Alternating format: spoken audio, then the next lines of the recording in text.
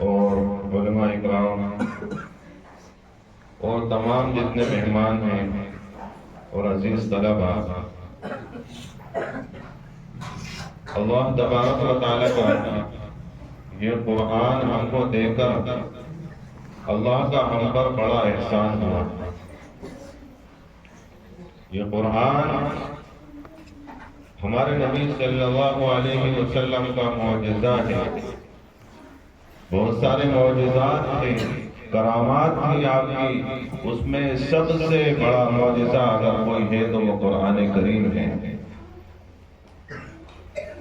تو اللہ کا ہم پر بڑا احسان ہے، اور مزید احسان یہ ہے کہ ہمارے گھرانوں میں الحمدللہ ایک نہیں چند حفاظ اکرام اللہ نے ہمیں عطا فرمائے۔ بڑے ہی مبارک ہیں وہ گھر جس میں حافظ قرآن موجود ہوتا ہے۔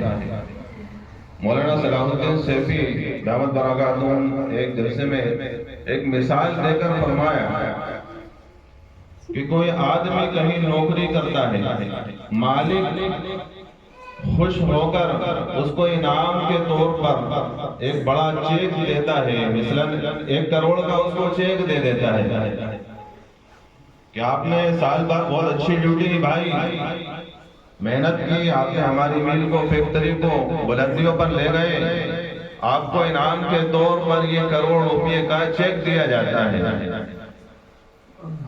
اب وہ کام کرنے والا اپنے گھر پر لاتا ہے چیک، محترمہ کو دیتا ہے کہ یہ چیک ہے 1 کروڑ روپے کا ہے، ذرا اس کو سنبھال کر رکھنا۔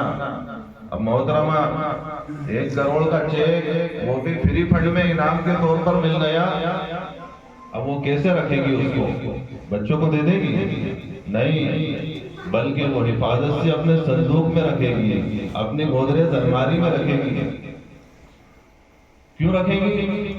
حالانکہ وہ تو ایک کاغذ کا قرضہ ہے، ایک کاغذ کا خرچہ ہے، اس کی کوئی حیثیت نہیں۔ دیکھنے میں ایک کاغذ اس سے اچھا رنگین لا دو بچے کو تو کوئی فرق نہیں کرے گا، وہ اس 1 کروڑ کے چیک کے بجائے رنگین کاغذ کو اٹھائے گا۔ لیکن جن کو یہ چیک دیا گیا ہے ان کی نظر میں تو وہ چیک بڑا قیمتی ہے، اس لیے اس کو حفاظت سے رکھا جا رہا ہے۔ بیگم الماری میں رکھ دیتی ہیں کہ کہیں گم نہیں جائے، بڑے سنوار کر رکھتی ہیں، اور بار بار میاں پوچھتے ہیں کہ وہ چیک صحیح رکھا ہے سلامت، دیکھنا چوہے نہیں لگ جائیں گے تو کاٹ دیں، یا کہیں گم نہیں جائے۔ تو اس کے پیچھے کیا ہے جس کی وجہ سے حفاظت کی جا رہی ہے اس کاغذ کے قرضے کی؟ وہ 1 کروڑ روپیہ ہے جو بینک سے ملنے والا ہے۔ تو حفاظ اکرام کی مثال بھی اس چیک کی طرح ہے۔ اللہ تبارک و تعالیٰ جس گھر میں، جس بستی میں اور جس سینے میں قرآن کریم حفظ کی دولت سے عطا فرما دیتے ہیں، اللہ تبارک و تعالیٰ دنیا میں بھی اس کے گھرانے کی، اس کے سینے کی، اور آخرت میں بھی اس کی حفاظت فرمائیں گے کہ وہ برباد نہ ہو جائے، اس کی حفاظت کی جائے۔ اپنے قرآن کریم کو پڑھنے والے سے اللہ تبارک و تعالیٰ کو کتنی محبت ہے۔ حدیث پاک میں آتا ہے جب بندہ قرآن کریم کی تلاوت کرتا ہے، اللہ کے رسول صلی اللہ علیہ وسلم کا فرمان ہے کہ تم اپنے گانا سنانے والی عورت کا گانا اتنے دھیان اور توجہ سے نہیں سنتے ہو جتنے کہ قرآن کریم کا پڑھنے والے بندے کا قرآن کی تلاوت کو اللہ دھیان اور توجہ اور رغبت سے سنتے ہیں۔ اپنے بندہ جب قرآن کریم پڑھتا ہے اللہ تبارک و تعالیٰ اس کو رغبت کے ساتھ سنتے ہیں۔ روایت میں آتا ہے کہ فرشتے اس کے لبوں کو چوم لیتے ہیں، اپنے ہونٹ سے اس کے ہونٹ کو لگا لیتے ہیں۔ ایک مثال غالباً امام عاصم رحمت اللہ علیہ، امام ابو عاصم کوفی رحمت اللہ علیہ مدینہ کی مسجد میں، مدینہ منورہ میں آپ مسجد نبوی میں قرآن کریم کا درس دیتے ہیں، دیتے بہت عرصہ ہو گیا۔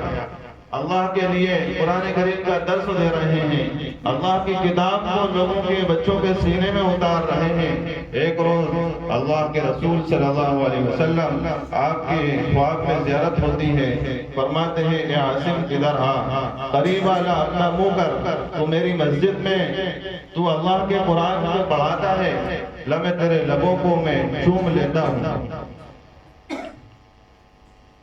اب چوم لیا، اس کے بعد سے دیکھیے کیا نکھار آتا ہے زندگی میں۔ اب درسوں میں بیٹھتے ہیں، طلبہ پوچھتے ہیں کہ بھائی خوشبو اتنی اچھی کہاں سے آ رہی ہے جو پہلے سونگنے میں نہیں آتی تھی، ایسی خوشبو آ رہی ہے۔ چند دن انتظار کیا کہ ہو سکتا ہمارے استاد صاحب خوشبو لگاتے ہوں کہ حضرت یہ خوشبو کون سی ہے۔ جب بچے کو یا کسی کو خوشبو پسند آتی ہے، صاحب کیا نام ہے اس گھر کا بتا دو، تو اسی طرح سے بچے پیچھے بڑھ گئے۔ ابو عاصم خوفی رحمت اللہ علیہ، حضرت بتائیے کہ خوشبو کہاں سے لگائی آپ نے، کہاں سے؟ جب بچے زیادہ ہی پیچھے پڑ گئے تو انہوں نے پورا واقعہ بیان فرمایا کہ اللہ کے رسول صلی اللہ علیہ وسلم میرے خواب میں آئے اور میرے لب کو بوسہ دیا کہ اے عاصم لا، میں تیرے لبوں کو چوم لیتا ہوں، اس راز سے میرے لبوں سے جو ہے خوشبو آتی ہے۔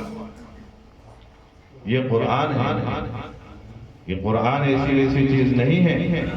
ان هذا القرآن يهدي للتي هي اقوم، اور ان اللہ یرفع بهذا الكتاب اقواما، کہ اللہ تبارک و تعالی اس قرآن کے اس کتاب کے ذریعے سے بہت ساری قوموں کو بلندیوں پر پہنچاتے ہیں۔ دوستوں بزرگوں، اللہ کا شکر ادا کرنا چاہیے، اللہ نے ہمارے گھرانوں میں